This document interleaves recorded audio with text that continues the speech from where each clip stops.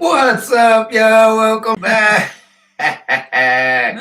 Thanks for tuning in. 85 live every Sunday, 12 Eastern Time.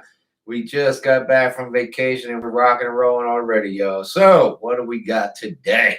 Yes, we're going to be talking about exercise selection for hypertrophy. And this week, we're going to talk about chest hypertrophy specifically. So what exercises that you want to do to maximize your chances of increasing muscle size? Absolutely. And exercise selection 100% matters. I've heard some nonsense out there that says that whatever exercise you do doesn't matter as long as you put effort into it. Nonsense. No. Nonsense. They're not all created equal. No, they're not. Absolutely. So before we get into describing that, we just want to remind you this channel is here for you guys. So even if you have questions off topic, please fire away, ask us those questions. We're here to answer them. So let's start with what is hypertrophy. A lot of people might not even recognize that term or know, what that actually means. Don't worry about the big word, Joe. All right, come on, guys. I got to nerd it up a little bit and do a little science, and then James can tell you like the layman's term. But when we're talking hypertrophy, we're actually talking about two different kinds. But at the end of the day, we're talking about increase to the size of your muscle cells. So there's myofibrillar and sarcoplasmic. The myofibrillar, you really want to pay attention to. That's the increase in the size and the number of myofibrils. And so that's really what you want when we're talking hypertrophy. Sarcoplasmic, if you hear that term, that's just an increase in the volume of sarcoplasm. So in layman's terms, though, I'm sure James is sick of me nerding it up already. It's just an increase in muscle size. Correct. Hypertrophy is gains, y'all. Gains. They make a big word. Hypertrophy, sarcoplasm, blah, blah, blah. Don't worry about the big words, man. Hypertrophy's gains. You get bigger, you get stronger. That's hypertrophy. Yeah, I see we've got 7 people listening in, so maybe you guys can settle the debate once and for all for me and James. Is it hypertrophy or hypertrophy? How do you say it? How do you pronounce it? So my way is hypertrophy. That's how I learned it, and so that's what I say. And then James likes hypertrophy. So Camille's from the Midwest and has a very English mother. I'm from the East Coast with an American mother. So yeah, if you like my way, hypertrophy, you type number 1 into the chat. If it said James's way, hypertrophy, type in number 2. Let's see if you guys can settle this debate. All right, so going back to exercise selection for chest hypertrophy, I think first things first, let's talk about some criteria for hypertrophy when it comes to exercise selection. So for you, what is like the number 1 thing when picking an exercise? The best exercise will put the most load on the muscle. Yeah, okay. Create the most trauma, the most damage, create the most gains. Yeah, absolutely. So when I hear that, I think of an exercise that really targets the most amount of muscle activation as well. Yeah. So you want, if we're talking chest, we want to make sure that the exercise you're picking actually works the pectoral muscles, right? So this is the principle of Mike Mentzer specificity, right? Yeah. If you want to specifically train your chest, you better pick chest exercises. That seems like a no-brainer and should go without saying. But even in saying that, when you talk about muscle activation, not all chest exercises are created equal. Boom. So definitely something to keep in mind. Another criteria that comes to mind for me is just range of motion, right? Like you want to pick exercises that allow for full range of motion. And granted, there's like newer techniques. In fact, I have a series coming out on lengthened partials, but we're not talking about that today. We're talking about overall hypertrophy. And so really you want to make sure that you're working that full range of motion. Absolutely. If you're shortening your range of motion, you better have a reason for it. All right, we got a question. John J 134. Hey guys, I currently am grouping chest with shoulders. Should I favor 2 press chest movements than 2 fly movements? That's a great question, John. So That's a great question. I think it depends on what you're trying to do. I'm always trying to bring up my shoulders. So I like working shoulders on my chest day. It gives me an extra bonus in addition to my plain shoulder day. But if for some reason, maybe you have lagging areas on your chest, you might want to give that time back to training chest and not do shoulders. Good answer. If you're worried about chest, I would forget the shoulders on chest day and just do chest. However, like Camille said, if you need to bring your shoulders up, you can sprinkle some shoulders in on chest day, because when you bench press, incline press, decline press, it's a lot of shoulders already. So if you put a couple isolation shoulder exercises, sprinkle them into your chest workout, bring your shoulders up, that's fine. But if you're just doing chest and you need to bring your chest up and your shoulders are good, just do chest. Absolutely. But great question, John. And anyone listening in, hit us with your questions, whether they're off topic or not. We'll get them answered for you. And that's a great start to your chest workout. 2 pressing movements followed by 2 fly movements. You're starting off with your big compound movements, the presses, and then following with isolation. That's perfect. Good job, Absolutely. All right. So in terms of criteria for exercise selection that maximizes hypertrophy, so far we talked about targeting exercises that give you the most amount of muscle activation. We talked about hitting ones that give you full range of motion. So the third thing I would say that's pretty important is making sure you're able to progressively overload whatever the exercise is. And sometimes, depending if you're working at home, I know we have a lot of subscribers at home, that part can be challenging. And so if you're not progressively overloading, your chances of hypertrophy, they just went out the window. So keep that in mind. Right. And there are exercises you can overload easier than others. For example, push-ups. If you're going to overload push-ups, all you can do is more push-ups. Right. But if we're talking like bench press, well, okay, that's easy. And weight, right? Absolutely. So John followed up with some more. He said his split is chest, shoulders, and then back and rear delts, legs, and then arms. He's trying to improve his arms, which is why he's doing that split. Okay. Not a bad split, but why aren't you doing shoulders with rear delts with the shoulder day? Yeah. You put them on your back day. I guess that makes sense. I like hitting extra rear delts on my back day as well, John. But again, I'm trying to bring up those shoulders, so that's why I do that as well. I would say the same applies. If you're doing back and your back needs improvement, just do back. Right. Save shoulders for their own workout.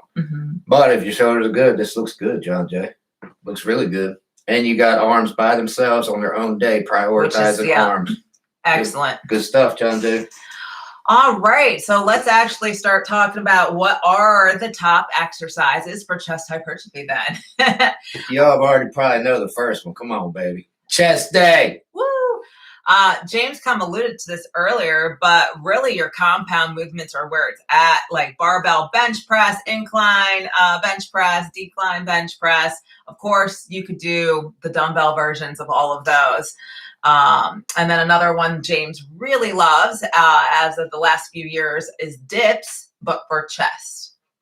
So I believe it, and that's not an easy one to progressively overload, it's definitely not. So kind of going back to our criteria, you start looking at your heavy barbell benches. They definitely are targeting the muscle area and maximizing muscle activation. They're really easy to hit full range of motion, especially if you're doing dumbbell bench press or incline bench. Those are really great. And then progressive overload potential. Come on, it's a barbell. You're more than likely not going to run out of room on the pegs to put weight plates. If you do, I want to see it, so film it. You're welcome, John Jay. Happy to help, baby. What's Big up, T. Darren? Big T, baby. Yeah. So yeah, what do you think about the compounds specifically? It's talking hypertrophy. Nothing's going to be a big compound movement. Puts the most load on the muscle. Just make sure it's hitting the target muscle. So in other words, you're not going to do squats to work your chest out, right? You're going to do barbell bench press. Put that load on your chest, or dumbbell. Either one is fantastic. They're both big compound movements. You can overload both of them. What I like to do is, if I'm using a barbell on flat, then I'll use the dumbbells on incline. Sure. If I do a barbell on incline, I'll use dumbbells on flat. And I switch it up probably every workout. Yeah, I'm a little different. So I was doing barbell bench for a long time, and I feel like for whatever reason, I was never progressing. And then I actually switched to dumbbells and I've been working my way up. Hopefully you guys have been watching me on those shorts because I drop them every once in a while, adding a rep, adding weight each time. And so I've noticed a huge strength gain doing the dumbbells where I have more range of motion than the barbell. Very good. Yeah, absolutely. It's a little easier on your shoulder too. If you got shoulder issues, go to dumbbells. Yeah, absolutely. And then next you have your specific isolation exercises for the chest. Those are all of your flies pretty much, or even things like cable crossovers. You know, when it comes to dumbbell flies, you get a really good amount of stretch on the muscle, which again was one of our criteria, you know, getting muscle activation and hitting that full range of motion. John Jay's watching. Yes, I think I am up to 9 or 10. So it's almost time to go up to another thing. In fact, John Jay, my chest day is tomorrow and I'm excited because we were just on travel to the Grand Canyon. So I had lots of days to rest. So I have nothing sore on me right now. So I can't wait to get in there tomorrow afternoon and see what I can do with those 60s. Hopefully it's time to move up. Yeah. And the comment before that, he said he doesn't do rear delts on chest shoulder day as it gets too long. Good for you. Again, John Jay. If the workouts are too long, you're not putting the effort in, you're getting fatigued. It's better to chalk it up, come back another day, just like John Jay's doing. Good stuff, John Jay. That's good. Absolutely. And I want to hear more from you guys. What are some of your go-to exercises on chest day? Like, type those in there and let's talk about those specifically. Your big favorite one. Yes. Cable crossovers, that's another one. I know James really loves that one. I think it's really easy to progressive overload. It's not quite a fly. It's not quite a press. So you're able to go pretty heavy with that one. So, hey, again, we're hitting criteria number 3, right? The ability to progressive overload. You're still like activating all of those chest muscles as you come back and you're able to hit all 3 parts of the lift. Yep. So you're hitting full range of motion on that. So it meets all 3 of the criteria. Fantastic. Absolutely. And remember, you got to do your reps right now. You got a negative, you got an isometric hold, and you got a positive. So make sure you're not cheating. Good form. I think I just jumped the gun. Yeah, absolutely. John Jay said he just reached up to the 60s, so only at 6 at the moment. He's trying to get 7 on the next chest day. Yes. Yeah. You're definitely getting 7 next chest day, baby. Come on. I know this sounds a little crazy, John Jay, but in my opinion, my failed attempts of adding those extra reps actually do a pretty decent amount of damage, which I think ends up leading to hypertrophy. So even though they're failed reps, they actually are working me pretty hard. It's almost like a lengthened partial. You're training to failure. Anytime you train to failure, you're making gains, Joe. Absolutely. So, all right, we talked about the top exercises for hypertrophy, you know, your compound, barbell bench, incline, decline, even dumbbells and the chest dips. We talked about the isolations that are really great, your dumbbell flies, cable crossovers, even pec deck flies. So lots of different options there. On the pec deck flies, really pay attention to how you're seated. Yeah. You know, I like at times to lean backwards a little bit on there. And sometimes if the height's wrong, I get a lot of pain on the shoulders and not so much chest activation. So take the time to get the seat right and your angle right before you do the pec deck flies. Right. And Marines 2010, thanks for chiming in, baby. The number 1 exercise is the one you guys did in a video. It's a fly that you bring down to your waist and then back up to a regular fly. I'm not sure what it's called. I'm not sure what it's called either, but I think I know what you're talking about. Around the world, where you go here, bring it down, squeeze the chest, and then bring it back up for a regular fly. I remember doing that video. Yeah, I do remember doing that video recently. You remember what it's called? No. Around the world flies, I think. I believe those are called around the world flies because you're going all the way around, down to your waist, squeezing your waist, then bring it back up to a regular fly. And Marines 2010, we love all the comments. You know, thank you for all the questions and feedback and comments. Yes. John Jay too, we see you guys on the channel all the time. Mr. Traveler, he's not on right now, or maybe he is, but we love all the comments and the engagement. So thank you. Big T. Absolutely. All right, so let's talk about some programming tips for your chest hypertrophy workout. You know, we already talked about it. if you're not progressively overloading, I'm not sure what you guys are doing in the gym. So definitely keep that in mind. Around the world, they're definitely insane. We got to follow up, and they will put your chest under some serious time under tension because it takes a little while to get through that range of motion in that rep. Absolutely. And if you're doing 10 of them, man, you can definitely say they are insane. They will pump your chest up. Absolutely. And then recovery is important too. Right. It was funny, like sometimes I'll try to work in with James's workout split just so we can spend time. Like we're busy, y'all, like between our day jobs, training, filming for YouTube, like we don't really see each other a lot. So sometimes I'll try to pair up with his workout. And I've noticed anytime I do that and I don't like take a rest day when I'm supposed to, obviously I can't get my progressive overload. So it can be really difficult if you're not taking the time to recover. Correct. And you have to do what's best for you. So Camille can't recover as fast as I can. Right. I recover faster. I can go more often, but make sure you're recovering. If you're not recovering, you're not making gains. And if your partner keeps recovering faster than you, you have to chalk it up. You have to say, I love you, but I'm going to work out by myself. I'm not recovered. I can't keep up. I try to find a balance, and it really depends on what exercise specifically.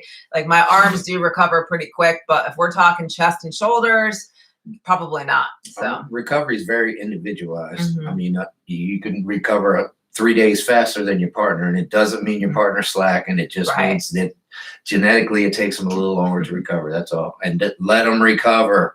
If you're not recovering, you're not building. So let them recover. Absolutely. And then, I mean, those are the two things really with the programming tips is just making sure that you progressive overload and making sure that you're resting. You don't want to end up overtrained because that's going to go the opposite way. Let's talk maybe now about some common mistakes and like how to avoid them. Like you touched on it with the form. Like there is 3 portions to all of the reps, y'all. And that form matters. All right, we got a question. What's you guys' favorite body part to train? Oh, man. Oh, that's a good hard one, John Jay. I think back for me. I love training back. It's such a big muscle. You can do so much with that. And I definitely have a lot of favorite back machines. Yeah. I'm going to have to go with arms, man. Bis and tris, specifically triceps. Just love it. Love the feel. Yeah, love the look. Love the pump. Other than that, traps, man. I love training traps. I can work traps all day. Great burn. I love traps. I think his traps are too big. What do you guys think? Especially that one. Look, flex that. You look like you have no neck. The trap's so big. But I like traps. I like training traps. They're right behind triceps. That was a really specific answer. All right. Common mistakes, not warming up. That's a given, y'all. Whether you guys do like a specific warm up or you're just doing lighter sets, like definitely don't walk out and just go up to the bar and try to PR. Definitely give your shoulders and joints and ligaments time to warm up. They're going to perform better that way. Agreed. Another big mistake I see, and I did as a younger man, was going too heavy. Going too heavy for 1 rep every single chest day is not the answer, y'all. I mean, I did it for 3 years in the Army. Right. If you heard my story with 225, it took me 3 years to get 10 reps at 225 on a bench. I could do 1 when I joined the Army, and it literally took me 3 years. If I had the knowledge I had now, I could have done it faster with better exercise selection, actually doing some reps on the bench press instead of going in and maxing out every single time. You at least want like 6 to 10. And don't get us wrong, like, because we'll show 1 rep maxes sometimes on our shorts, but that's not day-to-day training. That's like a rarity if we're filming that. In fact, even on some of our, like on my chest day, I'll do my 6 reps or whatever I'm trying to progressively overload to. And then I usually will do a back off set where it's just, slightly lighter, but I'm hitting 10 to 12 reps just to make sure that I had a good amount of hypertrophy there. Yeah. So just keep that in mind. Usually if I can't get 10 reps, I'm going to superset it with something. Right. So that I'm getting 10 or more reps. All right, we got a question. What are the exercises to really get the roundness to the chest? From John J. Good question, brother. I think they're all going to give you some kind of roundness to your chest, but Right. again, the best ones are going to be your big compound moves. I think we're going to end this live with an exercise selection, what you should do when you go into you do your chest day. So stand by. We're going to give you that. Yeah. Terrence said he had to take a couple days off last week after training back with me because we hit it extra hard. Way to go, Big T. When you do that, and believe me, that time I failed on the deadlifts, I had to take probably 4 days off before I could get back in there. All right, taping up. Does that help with sore muscles? Honestly, I've never really used tape. My sister-in-law has, and it wasn't really for soreness. It was for joints. Yeah, it was just kind of support for the joints. So I'm not sure on that one, Michael. The only thing I know tape is used for is for joint support. Like you tape your elbow, or your knee, like around your knee. Right. So it could, though. I could see maybe depending on how you're sore or why you're sore, that could relieve some of that for you. Going back to the roundness question, John Jay, sometimes too, it depends if you have a lagging area of the pectoral muscles, like upper, lower, or mid. Like if you need overall size, then yeah, there's some great exercises like flat bench. But like if you're missing upper pec, that can make it look less round, and same with lower pec. A lot of guys have lagging lower chest muscles. Yeah. So working decline exercises will help bring up those lagging lower muscles and incline ones for the top. So take a hard look. Sometimes, maybe take a picture and have someone else tell you. Yeah. It's really hard looking at ourselves sometimes to see lagging muscles. Get your shot from your side too, so you can see the roundness. You'll be lacking here, or you'll be lacking here, and that'll be what tell you what you need to work on. Yeah, absolutely. All right, so let's talk now about some exercises to avoid, because we already told you the compound ones that are awesome, the isolation ones that are awesome. And we're going to finish with which ones to do. Yeah, so James is probably going to kill me because he just filmed a short challenge on this, but standing plate press really doesn't meet all three of the criteria we talked about, right? We're talking about most muscle activation, full range of motion, progressive overload. You could try progressive overloading a standing plate press, but there's only going to be so much you can hold there in between your hands. Correct. And standing version brings in so much delts, it's not even funny. The weight, the gravity. The weight is up and down. So when you put away from your body, that's delts. You're working your chest as well, but that's a whole lot of front delts right there holding that weight out. So there's definitely better selection than that. Absolutely. And that's not to say you can't do a standing plate press, but that shouldn't be the main exercise. So maybe that's like a part of a superset or part of a giant set that you're doing where you work it in to the other more effective exercises. Right. Or do it every once in a while just for variety, change it up. I've done dumbbell press 3 million times. I'm going to do plate press today, Exactly. So another exercise I'm not a big fan of is the alternating one arm dumbbell press. You're not getting full muscle activation. There's a lot of stabilization going on because you're only moving one at a time. So there is a place for that. Like if you are beginner, right off the couch, never worked out a day in your life, building up those stabilizer muscles is really important. But hey, if we're talking muscle hypertrophy now, I just said it your way. That's right. Then single arm or alternating arm chest presses is not going to be for you. It's kind of a weak exercise to begin with. Think about it. If you're worried, you're going to do max weight, max effort. Right. You're not going to worry about balancing yourself on the bench while you're doing it. So keep that in mind. All right. We've got a couple of questions starting with John J. All right. So when you superset chest, do you do the big heavy compound first and then do lighter fly to get the reps up? And does it matter? That is a fantastic question, John J. What do you think, James? So you can do it either way. It's pre-exhaust or it's post-exhaust is what you're talking about. So if you do your big superset, your big compound movement first, you are going to post-exhaust. So you do your big compound movement, and then you hit the flies afterwards as an isolation. So you're already exhausted a little bit. So then you really time them out and get them in there. Does it matter? Yes. So I'm a little bit older. I like to hold my save my joints, my shoulders, my elbows. So I will pre-exhaust. I'll hit the flies first, pre-exhaust the chest, and then do the big compound movements. I don't do this every workout, by the way. I switch it up. But that would be a reason why you would do the compound second. Right. But if you're young and healthy, I would start with the compound. I mean, for me, again, I can't lift as heavy, obviously, as James. So a lot of times if we're working out together, like I'll do it the reverse way. I'll do the big heavy compound first, giving it everything I have. And then if there's anything left in the tank, I'll do the isolation move, the fly. That way I'm getting the most amount of load on the muscle fibers, on the tissue that I can. You really should start with the big compound movement unless you have real reason not to, an injury, age, right? Something like that. Other than that, you really should start with the big compound and then finish with the isolation. Absolutely. Hello, Tiana. I'm glad you could join us live. Great question, John Jett. Yeah, for those of you who don't know, Tiana is one of the OCB pros in women's wellness, so I can't wait to see her come out next year and compete again. Heck yeah. Yeah. All right, Marines 2020, another question. Outer chest. That's the weakest part of my chest. That's weak. That's a weak part for a lot of people. So for me, that's a good one for that is dips. So when you're coming up, you're stretching that complete outer chest right there, under chest and your inner chest. When you do that dip, you bring it up, you're stretching it there and then pressing it down and squeeze. That is probably the best move for your outer chest, in my opinion.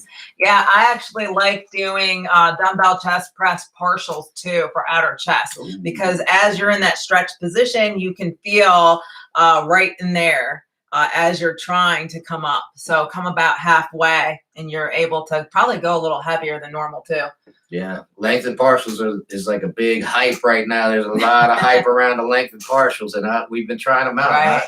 I like them. I'm impressed with them. All right. Buck Nine's got a question. Hey guys, what would you recommend for building rear and side delts on days working out from home without cables? In fact, Buck, we just dropped a video series. It's all about at-home versions of your favorite machines in the gym, and there is a shoulder one. So we talk about like what can you do instead of rear delt flies, like lateral raised machine flies, overhead press machines, and the like. So definitely check that out because some exercises are better than others. But I can tell you, you can do a lot with dumbbells and bands.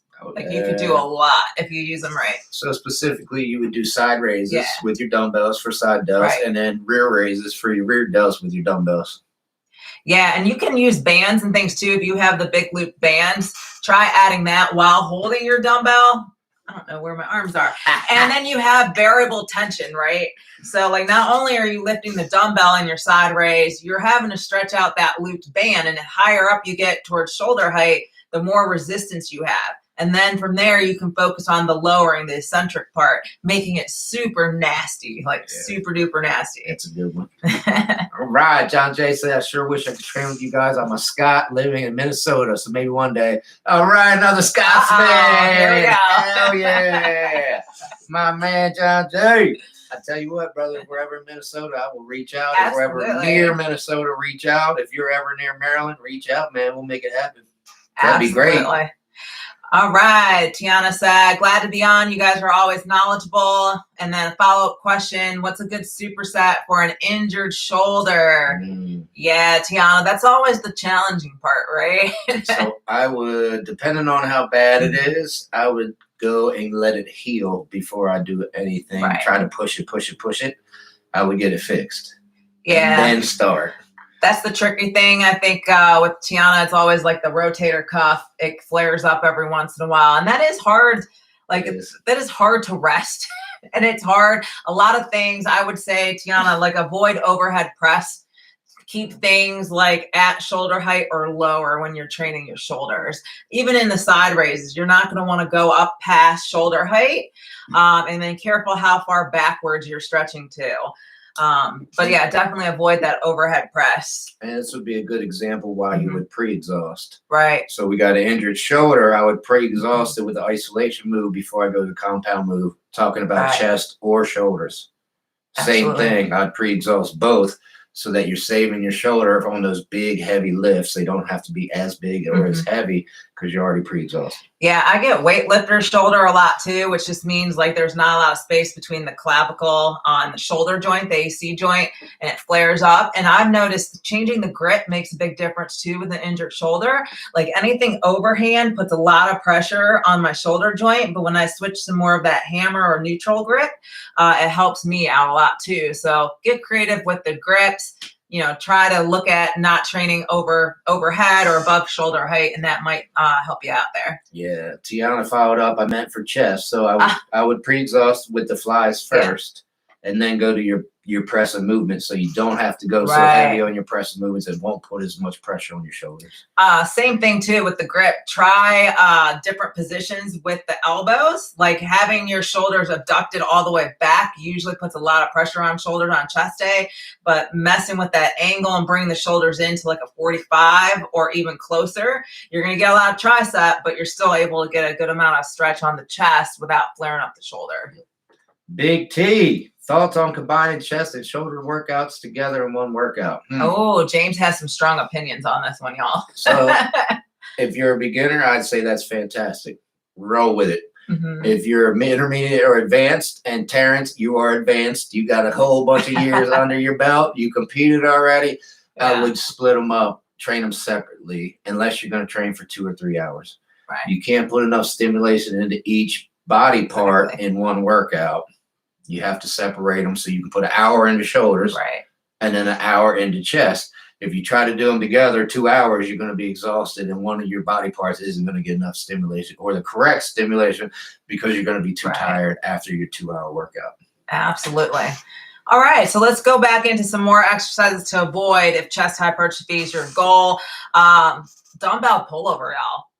I mean, I see people do this. There's always confusion whether that's chest or back. You know, that's the problem. You're working a little bit of both. So if we're talking about criteria number 1, which is most amount of muscle activation for the target muscle, pullovers is probably not going to hit it, right?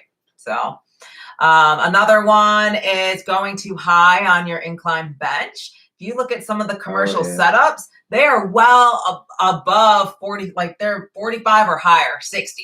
Like that's way too high of an incline, y'all. Lower that back down. Yeah, you're doing shoulders at that point. John J, how many sets per session form hypertrophy for chest?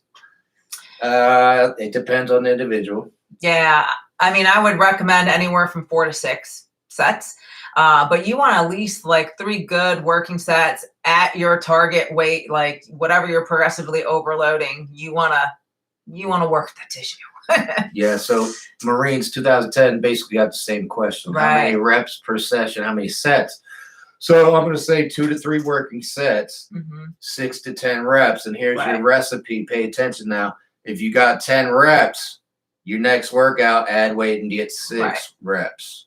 And then follow that workout with the same weight, but now you're going to do 7. Right. Follow that workout with the same weight, but you can do 8 and 9 and then 10. And then you add weight again and go back to 6. I hope that makes sense for y'all.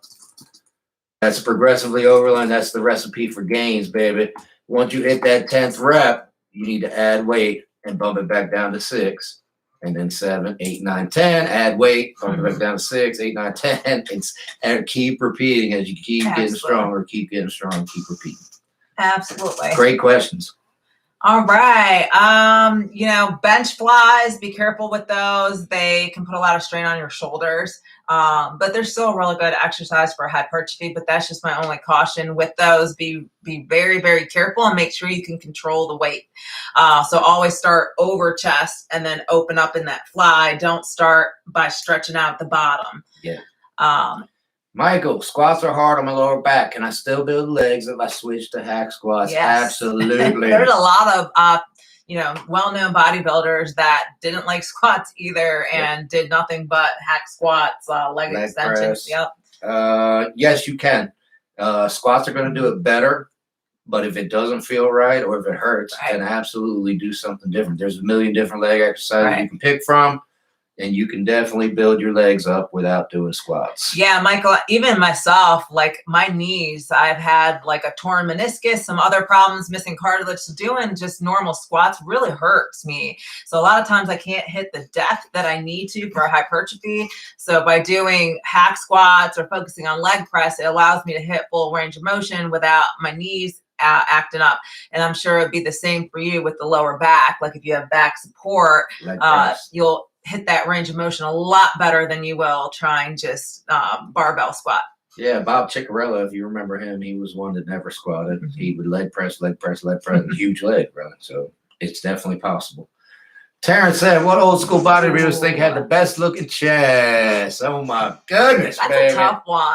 I always liked Arnold. I think just aesthetically, his chest, he's got like the nice, full, square-looking pecs.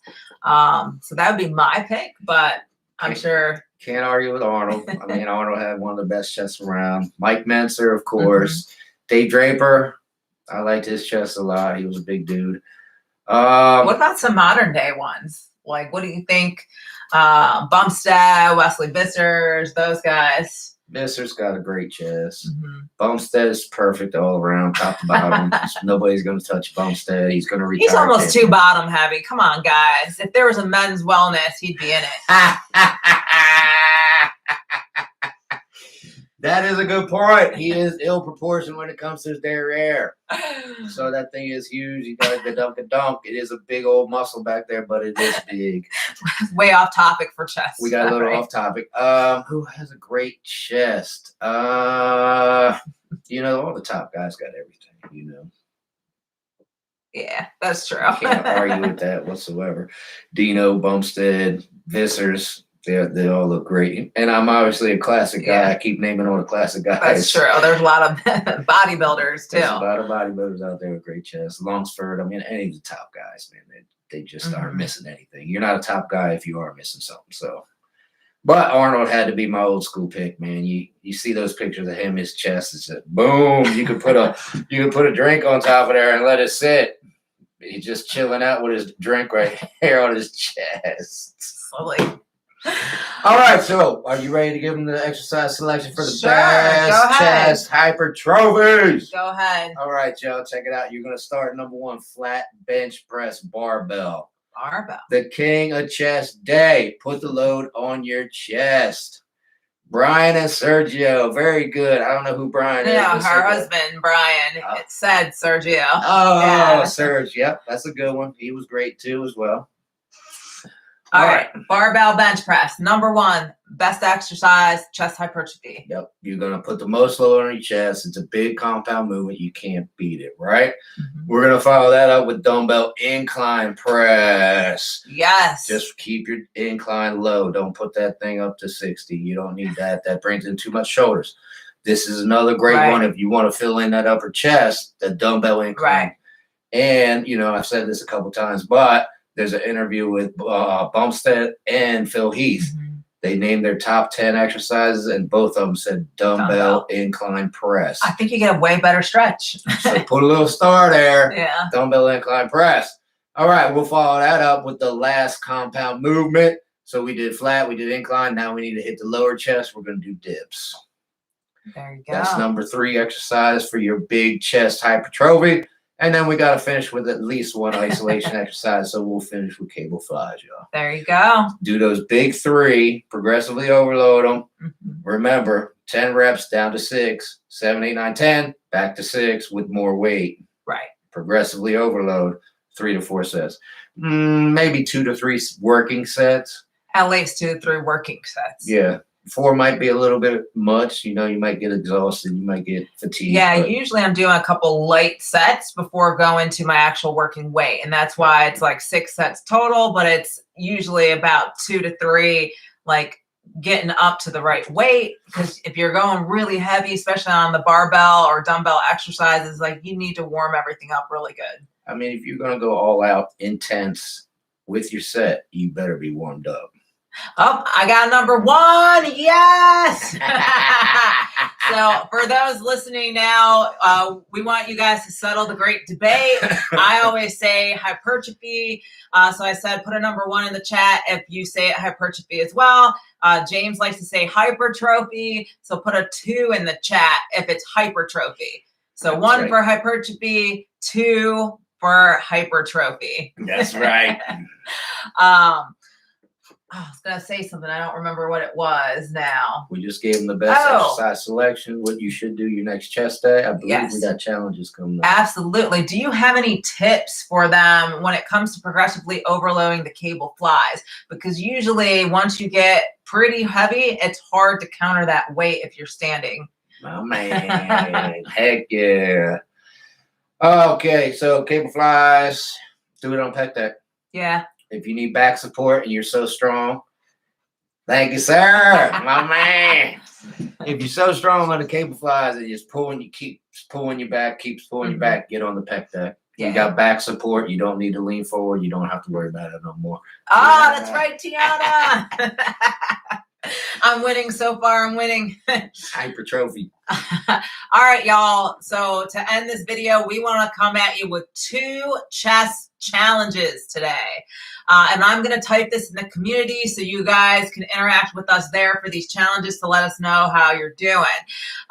So first and foremost, I want to challenge you to a 1 rep max bench challenge. Boom. So let's go ahead, get your, work your weight up and tell us what it is, your 1 rep max. We want to see those numbers. I'm sure we're going to put ours up there. So let's see what you're repping. 1 rep max. Just remember, don't max out every single chest day.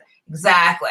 And the reason we want you to know this because progressive overloading is really important. So we want to make sure that you actually know what your starting weights are and what the goal is for your starting spot. So do that 1 rep max. And then from there, you can figure out where you need to be to hit your 6 reps. Correct. And you're going to get stronger from that 1 rep max. So the one you're going to post is just where you're at right now. You're going to get stronger. That number is going to go up, baby. Absolutely. So as soon as this video is over, I'm going to hop over to the community section. I'm going to post the challenge in there. And that's where I want you guys to all comment back. What is your 1 rep max? We can't wait to see what that is. The second challenge that we have for you guys this week is going to be a push-up pyramid challenge. So what we're going to do, this is just to keep it fun, right? Because we already said push-ups is not the best for hypertrophy. But we're going to start with 1 push-up, rest for 10 seconds, do 2 push-ups, rest for 10 seconds. And you're going to keep going until you absolutely can't go anymore and you reach failure. So definitely let us know how long did it take you and how many push-ups did you get to? Yeah, how many reps you got. Sounds like PT, doesn't it, Marines? I'm sure I did that a few times for PT one morning in the Army. So yeah, 2 challenges, a 1 rep max for your bench, and then a push-up pyramid challenge. So yeah, I can't wait to see where you guys are at. In fact, maybe me and James will film the push-up pyramid just so you can see us in pain. And I know Big T's a beast. I don't know what push-ups he can do, but he's a beast, man. I know he can go. Absolutely. All right, so let's just summarize some of the things we talked about. We really wanted to talk about best exercise selection for chest hypertrophy. And so for hypertrophy, we defined it as an increase in muscle size, right? So getting that big, well-developed 3-dimensional chest is what we were talking about. We came up with 3 criteria for you.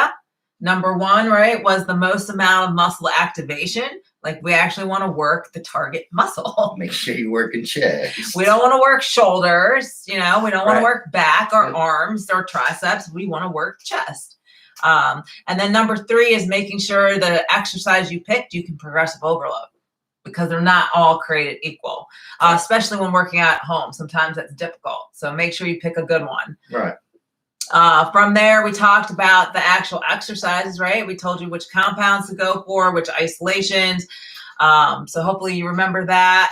And then we talked about some of the exercises to avoid, like standing plate presses and dumbbell pullovers. Yeah. And we get it, y'all. Like it's not sexy to go in there and do the same 3 lifts every chest day. But if you're looking to build chest muscles, you're going to do the same 3 or 4 exercises. Well, we talk about fundamentals all the time, Right. You're going to go in, whatever sport you're doing, you're going to practice fundamentals every single practice. I don't care if you're a beginner all the way up to a pro.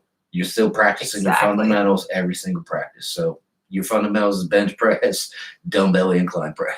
Absolutely. And then we ended with challenging you guys to a push-up challenge and a 1-rep max. That's right.